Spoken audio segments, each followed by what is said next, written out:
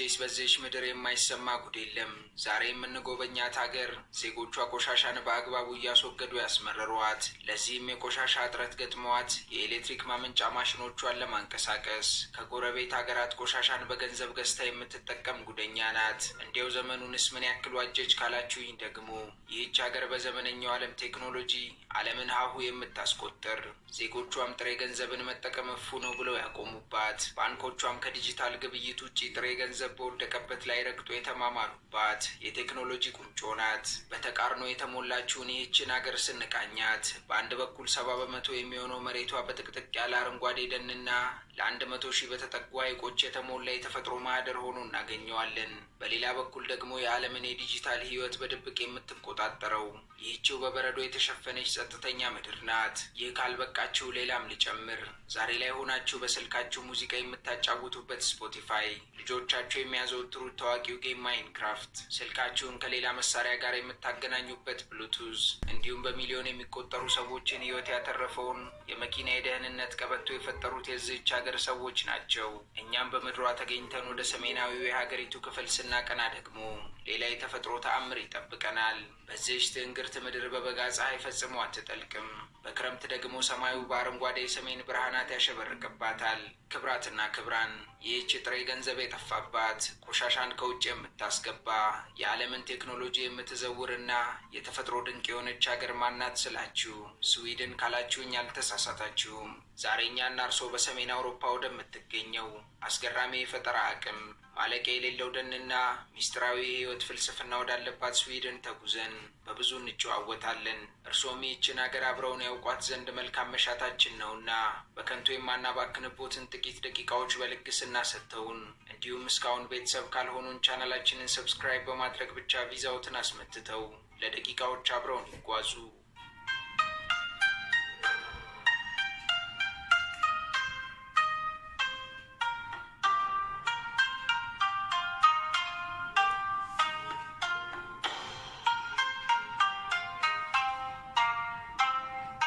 በአውሮፓ ካርታ ላይ ስዊድንን ስንመለከታት በስካንዲኔቪያ ልሳነ ምድር ላይ የምትገኝ 450,295 ኪሎ ሜትር ስኩዌር በመያዝ በቆዳ ስፋቷ በሰሜን አውሮፓ አንደኛ፣ በመላው አውሮፓ ደግሞ አምስተኛዋ ግዙፍ ሀገር ሆና እናገኛታለን። ይህች ሀገር በምዕራብ ከኖርዌይ፣ በምስራቅ ከፊንላንድ ጋር ስትዋሰን፣ በደቡብ በኩል ደግሞ በባልቲክ ባህር ተከባለች። የስዊድን ጂኦግራፊና የተፈጥሮ ገጽታም ቃላት ሊገልጹት ከሚችሉት በላይ እጅግ አስደናቂ ነው። ከጠቅላላው የሀገሪቱ የቆዳ ስፋት ውስጥ ወደ 70% የሚጠጋው መሬት እጅግ ጥቁርና ጥቅጥቅ ባሉ የጥድና የዝግባ ዛፎች የተሸፈነ ሲሆን በዚህ ማለቂያ በሌለው ጫካ ውስጥም እንደ መስታወት የሚያንጸባርቁና ንጹህ ውሃ ያላቸው ለ100,000 የተጠጉ ማራኪ ሐይቆች ተበታትነው ይገኛሉ።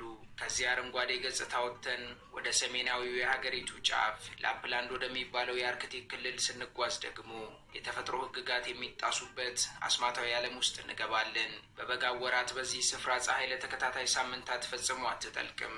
እኩለ ሌሊት ላይ እንኳን ፀሐይ በደማቅ ሁኔታ ታበራለች። በአንጻሩ በክረምት ደግሞ አካባቢው በከባድ በረዶና በሙሉ ጨለማ ሲዋጥ በሰማይ ላይ አረንጓዴ፣ ወይን ጠጅና ሮዝ ቀለማት ተሳስረው እየደነሱ አይምሮን በሚያስት መልኩ የሰሜን ብርሃናት ሆነው ሰማዩን ያሸበርቁበታል። የስዊድን ህዝቦችም ደስተኛና የላቀ የህይወት ጥራት የሚመሩ ህዝቦች ናቸው። እኛም የስዊድንን ህዝብ ስነ ልቦናና የደስታ ሚስጥር በጥልቀት ለመረዳት ሁለት የሀገሪቱን ቃላትና ባህሎች ማወቅ ግድ ይለናል። እነርሱም ላጎምና ፊካ ይባላሉ። ላጎም ማለት ዝም ብሎ ተራ ቃል ሳይሆን የስዊድናውያን ጥልቅ የህይወት ፍልስፍናና ሚዛን ነው። ትርጉሙም በጣም ብዙ ያልሆነ፣ በጣም ጥቂት ያልሆነ፣ ልክ በቂና ሚዛናዊ የሆነ ማለት ነው። በስዊድን ባህል አብዝቶ መብላት፣ አብዝቶ መስራት፣ በሀብት መታበይ አሊያም ከመጠን በላይ መዘነጥ አይወደድም። ሁሉም ነገርም በልኩና በላጎም ስርዓት መሆን አለበት። ሁለተኛውና እጅግ ማራኪው ባህላቸው ደግሞ ፊካ ነው። ፊካ ማለት በቀን ውስጥ ስራን፣ ትምህርትንና ውጥረትን ለጥቂት ደቂቃዎች አቁሞ ከጓደኞች፣ ከቤተሰብ ወይንም ከስራ ባልደረቦች ጋር በመሆን ሞቅ ያለ ቡናና ካኔል ቡሎ የተባለውን ማራኪ የቀረፋ ዳቦ እየተመገቡ ዘና ማለት ስርዓት ነው። ይህ ልማድ በስዊድን ውስጥ እንደ ቅዱስ ስርዓት የሚታይ ሲሆን የዓለማችን ታላላቅ የስዊድን ኩባንያዎች ሳይቀሩ በየቀኑ ለሰራተኞቻቸው የፊካ ጊዜን በግዴታ ይሰጣሉ። ይህ ባህልም እጅግ ግለሰባዊ በሆነው የስዊድን ማህበረሰብ ውስጥ የሰዎችን ልብ በሙቀትና በአብሮነት የሚያስተሳስር ወርቃማ ድልድይ ነው። ስለ ስዊድን ሕይወት ስናወራ በጭራሽ ልንዘነጋው የማንችለው ታላቅ ጉዳይ አለ። እርሱም የኢትዮጵያና የኤርትራ ነገር ነው። ኢትዮጵያና ኤርትራም ከስዊድን ጋር እጅግ ጥልቅ ታሪካዊና ስሜታዊ ትስስር አላቸው። የእነዚህ ሀገራት ግንኙነት የጀመረው ገና በ1860ዎቹ ዓመታት ሲሆን በወቅቱም የስዊድን የወንጌል ሚሽነሪዎች በቀይ ባህር ጠረፍ በምጽዋ ላይ በማረፍ ወደ ኤርትራና ኢትዮጵያን በመግባት የመጀመሪያዎቹን ዘመናዊ ትምህርት ቤቶች፣ ሆስፒታሎችና ክሊኒኮች በመክፈት የዘመናዊ ትምህርትና የሕክምና ፈርቀዳጅ ሆነው በታሪክ ይታወሳሉ። እንዲሁም በንጉሠ ነገሥት አጼ ኃይለ ሥላሴ ዘመንም ቢሆን በርካታ የስዊድን አብራሪዎችና የጦር መኮንኖች የኢትዮጵያን አየር ኃይልና ጦር ሰራዊት በማሰልጠን ታላቅ አሻራ አሳርፈዋል። ወደ ዘመናዊው ታሪክና የሕዝብ ስብጥር ስንመጣ ደግሞ ዛሬ ላይ ስዊድን በአውሮፓ ውስጥ እጅግ ግዙፍ ለሆነው የአፍሪካ ቀንድ ማህበረሰብ ሞቅ ያለች ሁለተኛ እናት ሆናለች። በመረጃዎች መሰረትም በአሁኑ ሰዓት ከ50 ሺህ በላይ የሚገመቱ የኤርትራ ተወላጆች እንዲሁም ከ30 ሺህ በላይ የሚሆኑ የኢትዮጵያ ተወላጆች በአጠቃላይ ወደ 80 ሺህ የሚጠጉ ወንድም እህቶቻችን ይህችን በረዷማ የሰሜን አውሮፓ ሀገር ሁለተኛ መኖሪያቸው አድርገዋታል። በተለይም የስዊድን የኤርትራውያን ዲያስፖራ ማህበረሰብ በሀገሪቱ ውስጥ ካሉት እጅግ አንጋፋና ግዙፍ የአፍሪካ ዲያስፖራ ስብስቦች መካከል ቀዳሚውን ስፍራ ይይዛል። በስቶክሆልም ማልሞና ጎተንበርግ ከተሞች ውስጥም እነዚህ ወገኖቻችን በሕክምና፣ በኢንጂነሪንግ፣ በመጓጓዣ ስራና በተለያዩ የንግድ ዘርፎች ተሰማርተው ለስዊድን የኢኮኖሚ እድገት የጀርባ አጥንት ሆነዋል። ከሁሉም በላይ አእምሮን የሚያስደስተው ነገር ግን ኢትዮጵያውያንና ኤርትራውያን የቀዝቃዛውን የስዊድን በረዶና የጨለማ ክረምት ሞቅ ባለው የማንነት ጠረንና ወደር በሌለው የእንግዳ ተቀባይነት ባህላቸው ማሸነፋቸው ነው። በስዊድን ከተሞች ውስጥም የኢትዮጵያና የኤርትራ ኦርቶዶክስ ተዋሕዶ አብያተ ክርስቲያናት እንዲሁም መስጊዶች ምዕመናኑን ሰብስበው መንፈሳዊና ማህበራዊ ትስስርን ያጠናክራሉ።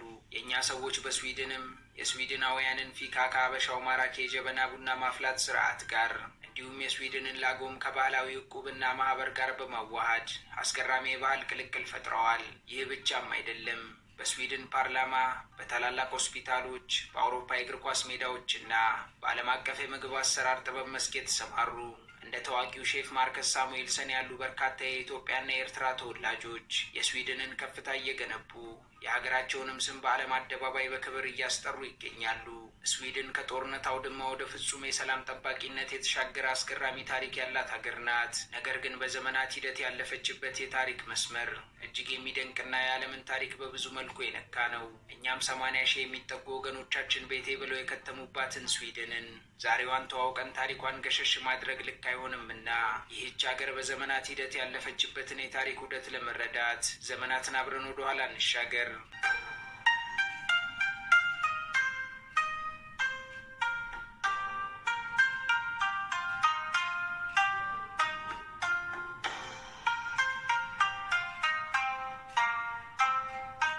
ዛሬ የምናያት በሰላምና በቴክኖሎጂ የረሰረሰችው ስዊድን ዝም ብላ በድንገት የተገኘች ምድር አይደለችም። የዚህች ሀገር ታሪክ ልክ እንደ ሰፊው የባልቲክ ባህር ማዕበል ከፍታንና ዝቅታን ያየ ከደም አፋሳሽ የጦርነት አውድማዎች ተነስቶ ወደ ፍጹም የሰላም ጠባቂነት የተራመደ አይምሮን የሚያስደንቅና ልብ ሰባሪ ክስተቶች የተሞሉበት ረዥም የታሪክ ትረካ ነው። እኛም የዚህችን ሀገር ትላንትና በጥልቀት ስንመረምር ከአስፈሪ ተዋጊነት ወደ ሰብአዊነት ጥግ የተደረገውን ታላቅ የስነ ልቦና ሽግግር ደረጃ በደረጃ እንረዳለን። የስዊድን የታሪክ መጋረጃ መጀመሪያ የሚገለጠው መላውን አውሮፓ በከባድ ሽብር ባርበደበደውና ደም አፋሳሽ በነበረው የቫይኪንግ ዘመን ላይ ነው።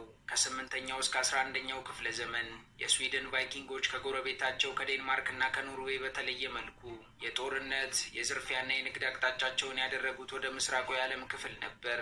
ባራንጂያን በመባል የሚታወቁት እነዚህ ብርቱና ጨካኝ ተዋጊዎች ግዙፍ የእንጨት መርከቦቻቸውን በምስራቅ አውሮፓና በሩሲያ ሰፋፊ ወንዞች ላይ በማንሳፈፍ እስከ ጥቁር ባህር፣ ቆስጠንጥንያ ወይንም የአሁኗ ኢስታንቡልና የባግዳድ እስልምና ካሊፋነት ግዛቶች ድረስ በመጓዝ ታላላቅ የንግድና የጦርነት መስመሮችን ከፍተዋል። ይህ በጦርነት በዝርፊያና በጣዖት አምልኮ ላይ የተመሰረተ ማህበረሰብ ግን በ11ኛው ክፍለ ዘመን ላይ ትልቅ የስነ ልቦና ለውጥ አስተናገደ።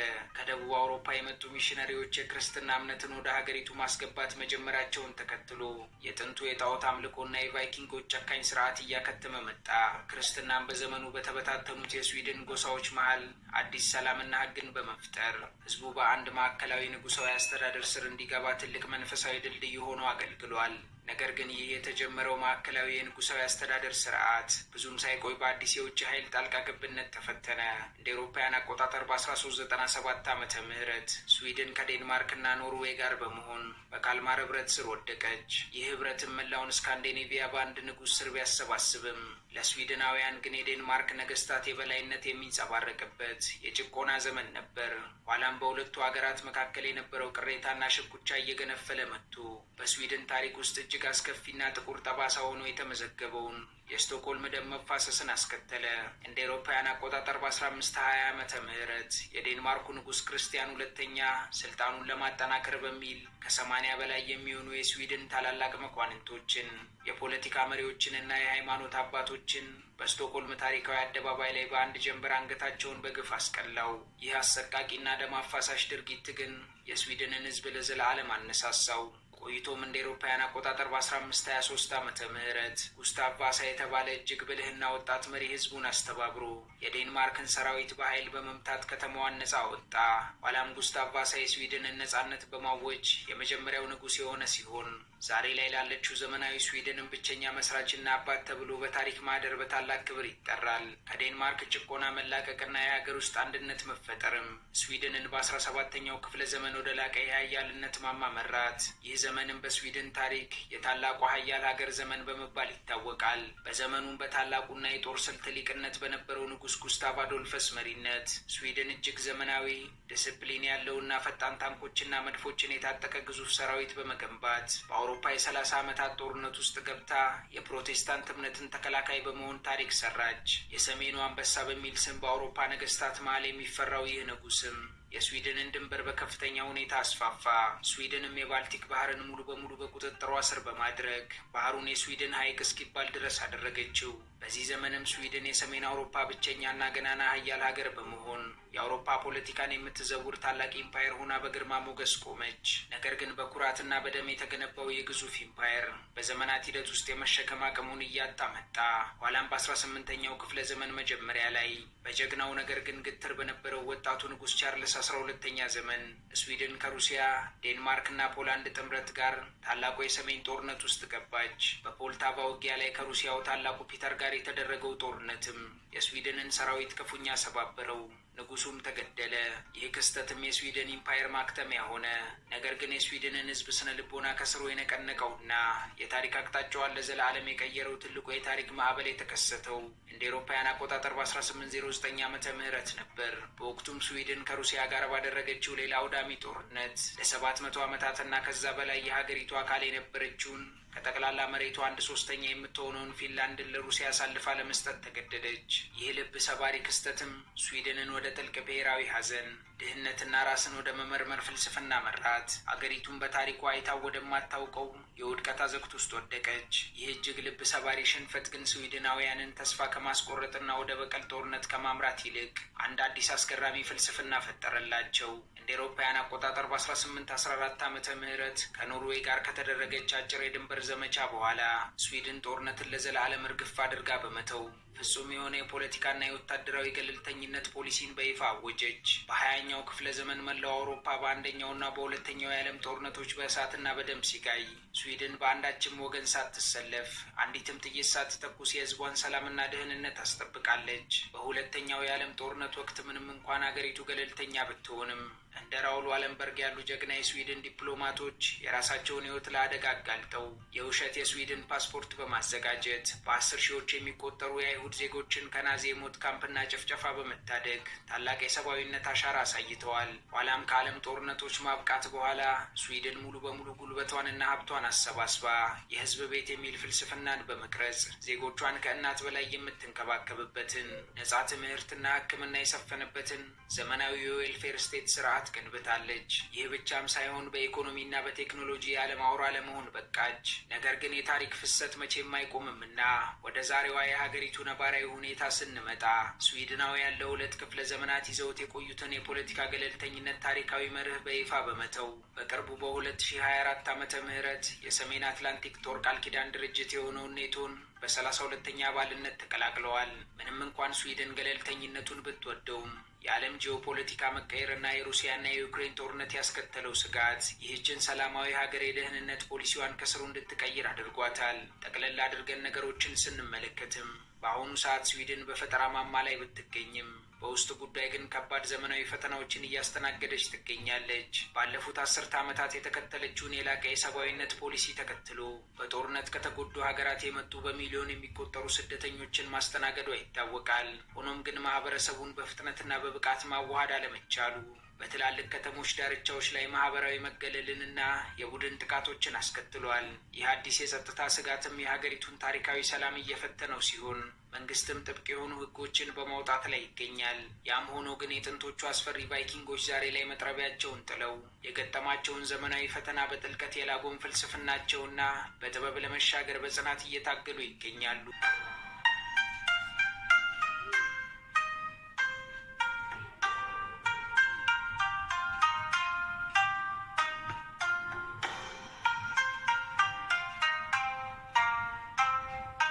የስዊድንን ዘመናዊ ታሪካዊና የሰለጠነ የከተማ ገጽታ በጉልህ ለመመልከት ጉዟችንን የምንጀምረው ከሀገሪቱ የልብ ትርታ ታሪካዊ መዲናና የውበት ማማ ከሆነችው ስቶክሆልም ነው። የስዊድን ዋና ከተማ የሆነችው ስቶክሆልም ንጹህ በሆነው በባልቲክ ባህርና ማዕበል አልባ በሆነው ሰፊው የመላረን ሐይቅ መገናኛ ላይ በ14 ማራኪ ደሴቶች ላይ የተገነባች በመሆኗ በመላው አውሮፓ የሰሜኑ ዓለም ቬነስ በሚል የክብር ስም በግርማ ሞገስ ትጠራለች። እነዚህን 14 የከተማዋን ደሴቶች የሚያገናኙት ከ50 በላይ የሚሆኑ አስገራሚ ድልድዮች ሲሆኑ ከተማዋም ከላይ ወደ ታች ሲመለከቷት በሰማያዊ ውሃ ላይ የተንሳፈፈች አስማታዊ ጀልባ ትመስላለች። በዚህች ከተማ እምብርት ውስጥም ጋምላስታን በመባል የሚታወቀውና በ13ኛው ክፍለ ዘመን የተቆረቆረው ጥንታዊ አሮጌ ከተማ ይገኛል። ይህ ስፍራ በአውሮፓ ውስጥ ካሉ እጅግ የተጠበቁና ማራኪ የመካከለኛው ዘመን ከተሞች አንዱ ሲሆን እኛም በዚህ ተገኝተን ጠባብ በሆኑት የኮብልስቶን ጎዳናዎች ላይ ስንራመድ በቢጫ በቀይና በብርቱካናማ ቀለማት ያሸበረቁት ጥንታዊ ህንፃዎች ወደ ኋላ የዘመናት ጉዞ ይወስዱናል። ከዚሁ አሮጌ ከተማ አጠገብ ደግሞ ከ600 በላይ ክፍሎች ያሉት ግዙፉና ግርማ ሞገስ የተላበሰው የስዊድን ንጉሳዊ ቤተ መንግስት ይገኛል። ይህ ብቻም አይደለም። ስቶክሆልም የዓለም ታላላቅ ምሁራን፣ የሳይንስ ሊቃውንት፣ የሕክምና ባለሙያዎችና የሰላም አርበኞች በየዓመቱ የሚከብሩበት የኖቤል ሽልማት ታላቁ የራት ግብዣ በደማቅ ሁኔታ የሚካሄድባት የዓለም የእውቀት የክብርና የውበት መዲና ናት። እኛም በመዲናዋ ቆይተን ከዚች ንጉሳዊ የውበት ከተማና የውሃ ላይ እንቁ ትውስታ ስንብት በኋላ በስዊድን እጅግ ዘመናዊና ፈጣን ባቡር ተሳፍረን ጉዟችንን ወደ ምዕራባዊ የሀገሪቱ ባህር ዳርቻ ስናቀና ደግሞ የሀገሪቱን ሁለተኛዋን ግዙፍ ከተማ ጎተንበርግን እናገኛለን። የዴንማርኳ ኮፐንሃገን የፖለቲካና የባህል ማዕከል ስትሆን ጎተንበርግ ደግሞ የስዊድን የኢንዱስትሪ ልብና የባህር ላይ ጥበብ ማዕከል ናት። ይህች ከተማም በዓለም አቀፍ ደረጃ በታዋቂነቱና በደህንነት ክብረ ወሰኑ ወደር የማይገኝለት የመኪና አምራች ኩባንያ ቮልቮ መነሻና የስካንዲኔቪያ ግዙፍ ወደብ የምትገኝባት ከተማ ናት። ሆኖም ግን ይህ የኢንዱስትሪ ገጽታዋ የከተማዋን ውበት አልሸፈነውም። በ17ኛው ክፍለ ዘመን በተቆፈሩ ማራኪ የውሃ ላይ ቦዮች የተሞላችው ጎተንበርግ በዓለም ላይ ካሉ ምርጥ የባህር ላይ ምግቦችና ከስቶክሆልም ይልቅ ይበልጥ ዘና ባለ የህይወት ዘይቤዋ በይበልጥ ትታወቃለች። በከተማዋ ዳርቻ የሚገኙት ድንጋያማ ደሴቶችም በተለይም በበጋ ወራት ከተፈጥሮ ጋር ለመዋሃድ ወደር የማይገኝላቸው መዳረሻዎች ናቸው።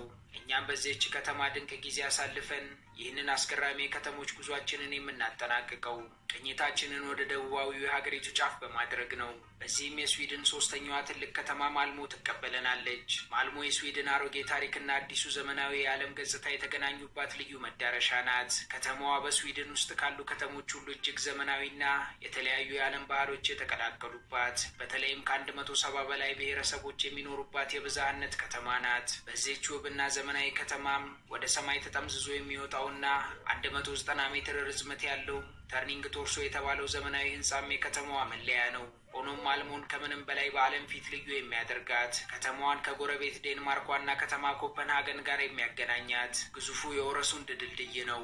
16 ኪሎ ሜትር የሚረዝመው ይህ ለማመን የሚከብድ የዘመናዊ ኢንጂነሪንግ አስገራሚ ድንቅ ስራ በባህር ላይ በድልድይ መልክ ይጓዝና መሀል ላይ ድንገት በባህር ውስጥ ጠልቆ በመግባት ወደ ውሃ ውስጥ ዋሻ ወይንም አንደር ዋተር ተነል ይለወጣል። ይህ ድልድይም ስዊድንን ከተቀረው አውሮፓ ጋር የሚያስተሳስር ወሳኝ የደም ስር ነው።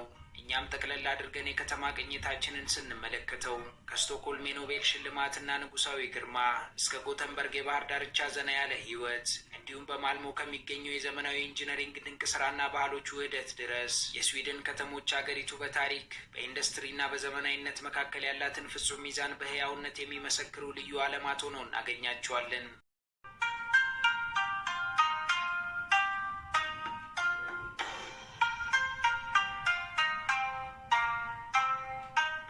ስዊድን ኢኮኖሚ የገቢ ምንጭና ማህበራዊ ዋስትና ስንመጣ ለሌላው የዓለም ክፍል ለማመን የሚከብድ ፍጹምና እንከን የለሽ የሚመስል አስገራሚ የነጻ ገበያና የሶሻሊዝም ቅልቅል እናገኛለን። ከ10 ሚሊዮን ጥቂት ከፍ የሚል የህዝብ ቁጥር ያላት ይህች ሀገር ከ600 ቢሊዮን ዶላር በላይ የሆነ ግዙፍ የሀገር ውስጥ አጠቃላይ ምርት በማስመዝገብ በዓለም ላይ እጅግ ከበለጸጉ ሀገራት ተርታ ትሰለፋለች። የዜጎቿ የነፍስ ወከፍ ዓመታዊ ገቢም ከ55,000 የአሜሪካን ዶላር በላይ ሲሆን ይህም የስዊድናውያንን የኑሮ ደረጃ በዓለም ላይ ካሉት እጅግ የቅንጦትና የምቾት ኑሮዎች መካከል ቀዳሚ ያደርገዋል።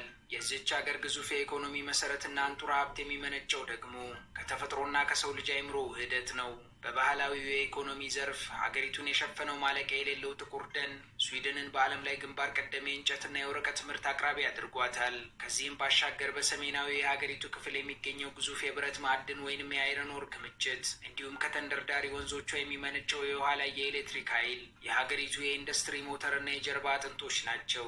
ነገር ግን ስዊድንን በዓለም ፊት እጅግ ገናና ያደረጋት የተፈጥሮ ሀብቷ ብቻ ሳይሆን ዓለምን ያጥለቀለቁት ግዙፍ የቴክኖሎጂና የኢንዱስትሪ ኩባንያዎቿ ናቸው። ለእኛም ይህች ትንሽ ሀገር ይህን ሁሉ የዓለም ብራንድ እንዴት ፈጠረች ብሎ መጠየቅ ተፈጥሯዊ ነውና እናንተ ይህንን እየጠየቃችሁ እኔ ደግሞ ከስመጥር ኩባንያዎቿ የተወሰኑትን ጀባ ልበላችሁ። ስዊድን በደህንነታቸው ወደር የማይገኝላቸው ተሽከርካሪዎችን የሚያመርተው ቮልቮና የከባድ መኪና አምራቹ ስካኒያ የተወለዱባት፣ ርካሽና ዘመናዊ የቤት ዕቃዎችን አምርቶ ራሳቸው ገዢዎቹ እንዲገጣጠሙት የሚያደርገው ኢካያ የሚገኝባት፣ የዓለምን የቴሌኮም ዘርፍ ከሚዘውሩት ቀዳሚ የሆነው ኤሪክሰን ያለባት፣ እንዲሁም የስኳርና የሌሎች ህመሞችን መድኃኒት በማምረት ዓለምን የሚያገለግለው ግዙፉ የፋርማሲካል ተቋም አስትራዜኔካ ተጸንሰው የተወለዱባት ጉምቱ ሀገር ናት። በተጨማሪም በፋሽን ኢንዱስትሪው ኤችኤንዴም፣ በቤት ውስጥ የኤሌክትሪክ ቁሳቁሶች ምርት የሚታወቀው ኤሌክትሮሉክስ እና የዓለምን የሙዚቃ ኢንዱስትሪ የለወጠው ስፖቲፋይ የዚች የበረዶ ሀገር ኩባንያዎች ናቸው። ታዲያ ይህ እጅግ የበለጸገ ኢኮኖሚ ለህዝቡ ምን ሰጠው ብለው ከጠየቁኝ እንዲህ ብዬ ልመልስልዎት። የስዊድን ዜጎች በዓለም ላይ ካሉት ሀገራት ሁሉ እጅግ ከፍተኛ የሚባለውን ግብር ለመንግስታቸው ይከፍላሉ። ነገር ግን ማንም ሰው በዚህ አያማርርም። ምክንያቱም መንግስት ይህንን ገንዘብ ተጠቅሞ ለዜጎቹ ፍጹም ነጻ የሆነ ከፍተኛ የሕክምና አገልግሎትና ነጻ ትምህርት ያቀርባል። እርስዎም በስዊድን መንግስት እውቅና የተሰጡት ዜጋ ከሆኑና አምላክ ፍሬ የሰጡት አይኖትን በአይኖት ካዩ በስዊድን ሰማይ ስር አንድ ልጅ ሲወለድ እናትም ሆነች አባት በጋራ የሚካፈሉት ሙሉ ደሞዝ የሚከፈልበት 480 ቀናት ማለትም ከ1 ዓመት ከ3 ወር በላይ የሚሆኑ የወላጅነት ፍቃድ ከስራዎት ያገኛሉ። ይህ ህግም በተለይ አባቶች ልጆቻቸውን እንዲንከባከቡና ከልጆቻቸው ጋር ጊዜ እንዲያሳልፉ ያደርጋቸዋል። በመጨረሻም ይህች ሀገር በዲጂታል ቴክኖሎጂና በተፈጥሮ ጥበቃ የደረሰችበትን የረቀቀ ደረጃ ስንመለከት ለማመን እስክንቸገር ድረስ እንገረማለን። ስዊድን በዓለም ላይ ጥሬ ገንዘብ አልባ ማህበረሰብ ወይንም ካሽለስ ሶሳይቲ በመሆን ቀዳሚዋ ናት። አብዛኛው ህዝብም ስዊሽ በተባለ የሞባይል መተግበሪያ ስለሚገበያይ በሀገሪቱ በኪስ ጥሬ ገንዘብ ይዞ መዞር፣ ባንኮችም ቢሆኑ በጥሬ ገንዘብ ማስተናገዳቸው ታሪክ ሆኗል። ከምንም በላይ ግን ስዊድን 99 በመቶ የሚሆነውን የሀገሪቱን ቆሻሻ መልሳ ጥቅም ላይ በመዋልና ወደ ኤሌክትሪክ ኃይል በመቀየር ትልቅ ተአምር ሰርታለች። የቆሻሻ አያያዟ እጅግ የተዋጣለት ከመሆኑ የተነሳም የቆሻሻ እጥረት ገጥሟት ማሽኖቿ እንዳይቆሙ ከጎረቤት የአውሮፓ ሀገራት ቆሻሻን በገንዘብ ገዝታ ወደ ሀገር ውስጥ በማስገባት ለኤሌክትሪክ ኃይል ማመንጫነት ትጠቀምበታለች። ይህ የስዊድን የኢኮኖሚና ማህበራዊ ዋስትና ስርዓትም የሰው ልጅ በስምምነትና በእኩልነት ከሰራ ምድራችንን እንዴት ወደ ገነትነት መቀየር እንደሚችል የሚያሳይ ህያው ትምህርት ቤት ነው።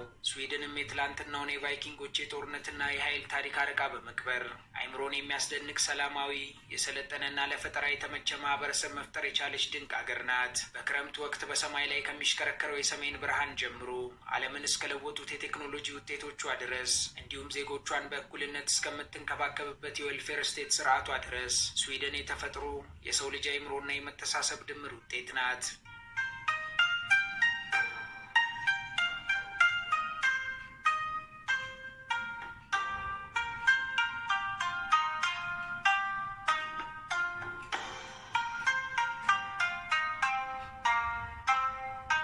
ውድ የሀገሬ ልጆች የዛሬው የስዊድን ቅኝታችን እዚህ ላይ ያበቃ።